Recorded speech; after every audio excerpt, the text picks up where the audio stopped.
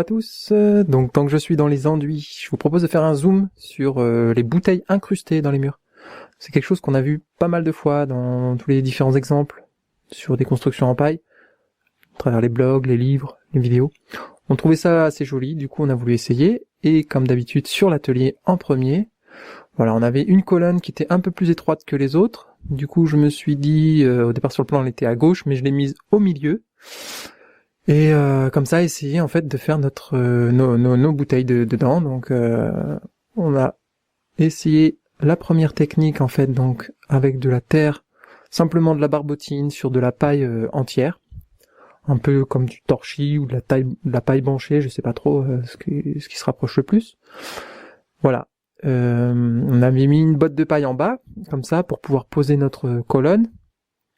Pas que ce soit directement sur le plancher, puis on est monté progressivement avec cette paille enduite, et puis les bouteilles en quinconce, enfin aléatoirement en fait, posées comme ça au fur et à mesure que la colonne monte, de différentes couleurs. Donc on voit ici qu'il y a un retrait, puisque en fait il faut anticiper le fait qu'il va y avoir encore la couche, les couches normales, comme si c'était la paille au départ, donc les couches de finition, deuxième, troisième couche, comme on peut le voir ici sur ces photos. Un inconvénient quand même à cette technique, c'est que la terre se rétracte en séchant, et là on avait presque 5 cm en haut. Le séchage également, qui est beaucoup plus long, très très très long en fait. Donc faut le faire à la bonne période par rapport au planning de par rapport à vos enduits, etc. Faut le prévoir au bon moment. Mais sinon, vous voyez, ça le fait, c'est assez joli, hein. Ça s'intègre bien. Comme cette technique était un peu trop longue et pas, au niveau du séchage, etc., j'ai préféré essayer une nouvelle technique, donc c'était de percer directement dans le mur fini. Scie cloche, forêt, tout ce que j'ai pu trouver comme outil qui pourrait faire l'affaire. C'est une cloche à béton, ça, sur un prolongateur. Et puis pour la maison, j'ai changé la technique, parce que j'ai retenu cette technique quand même, mais j'ai optimisé l'outil en adaptant en fait une mèche de tarière qu'on avait pour les arbres, pour planter les arbres.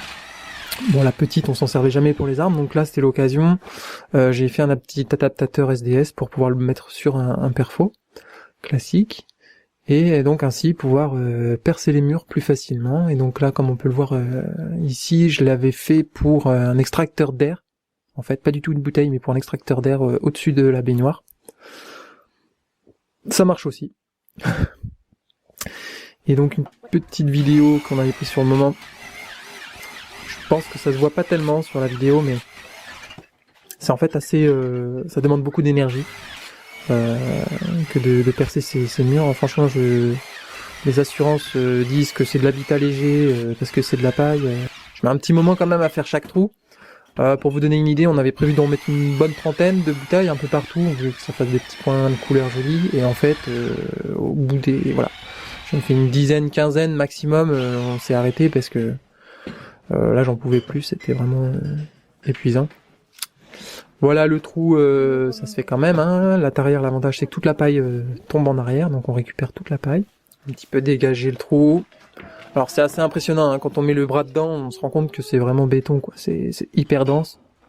Et puis ça se tient très très bien, hein. Ça s'effondre pas du tout. Je reviendrai plus tard sur la confection de la bouteille, mais là en gros on a donc la bouteille qui est là, tac, et on la glisse. Si le diamètre est bien calculé, pas de problème, ça rentre pile poil.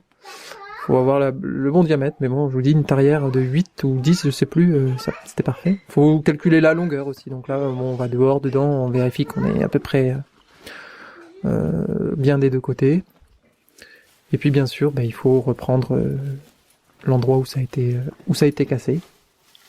Donc un peu de paille en vrac pour bourrer un petit peu autour du cylindre, et puis de la barbotine pour saisir le tout. Bon, là on était rodé, hein, côté enduit, donc pas de problème. De l'enduit de deuxième couche de corps, là, directement, vu la surface qu'il y avait à faire, ça n'avait pas besoin de faire une couche de finition, hein, pour si peu. Voilà, donc on rebouche tout simplement, hein, pour que ça arrive à fleur. Pour la bouteille, nous on avait mis pendant un an avant déjà le chantier, en fait, on avait un petit peu passé le mot dans la famille, donc il y a pas mal de monde qui nous a récupéré des bouteilles, merci au passage. Donc moi je l'ai découpé à la scie à carrelage, donc au niveau du goulot, pour en fait tout simplement avoir la bonne longueur. C'est hyper important la longueur, en fonction de votre mur. Alors sur l'atelier, on n'avait pas déjà de longueur, puisque les bouteilles sont posées au fur et à mesure qu'on fait le mur, donc c'est pas un problème. Par contre, si on utilise la technique qu'on a retenue, donc celle de percer à travers le mur a déjà une épaisseur, donc il faut s'adapter.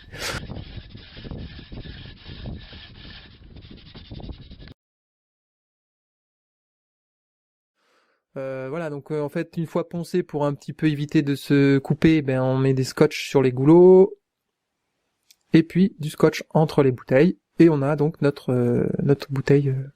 Alors c'est pas l'idéal ça, parce que ça se rétrécit en fait au niveau du goulot sur de la bouteille de bière. Donc pour de la toute petite cloison ça peut le faire, mais sinon pour de la grande cloison, pour garder la continuité, en fait ce que je conseille c'est d'utiliser finalement plutôt que des bouteilles, plutôt utiliser des verres de table. Alors nous on avait trouvé des verres pas trop chers en neuf, mais de couleurs, parce qu'on tenait à avoir de la belle couleur vive, donc on a du violet, du rouge, du orange, du bleu, du vert.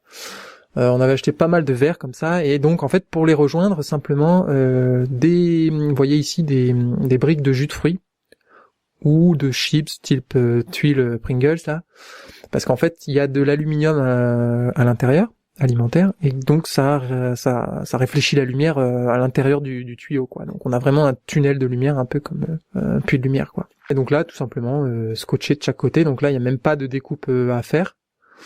Donc juste assembler, scotcher, c'est impeccable. Et donc surtout on peut vraiment jouer sur la longueur. Voilà, parce que ça c'est hyper important. Faut pas être trop court, pas être trop long non plus. Ici on avait fait même des petites plateformes pour finir en fait, des petits reliefs comme ça. On peut faire des gros reliefs aussi. Là c'est dans une flamme, on l'intègre en fait dans le relief. Là c'était carrément un turbo, parce que le thème des toilettes c'était un peu la plage, les coquillages, etc. Ici on avait repris en couleur, et puis on la voit pas trop sur cette photo, mais il y a une bouteille dans la cloison en haut qui permet de vérifier si la lumière est encore allumée dans la réserve depuis la pièce principale. Donc là c'est une grosse bouteille. On peut aussi les utiliser dans n'importe où, dans des cloisons, donc là sur les linteaux de porte, à travers du peuplier comme ça, c'est assez sympa. Donc une fois que le soleil passe dedans ou qu'il fait nuit. Et à l'extérieur, ça fait juste des petits points noirs que ici on a voulu intégrer dans les reliefs. Donc ici dans les branches, enfin les ailes du phénix, il y a à chaque fois un puits de lumière si on regarde bien. Donc quand c'est la nuit dehors, quand les gens passent en voiture, c'est assez sympa. Voilà, et donc c'est terminé pour ce zoom. Donc la prochaine vidéo sera certainement sur les reliefs, et ce sera présenté par Emmanuel, je pense. Donc je vous dis ciao.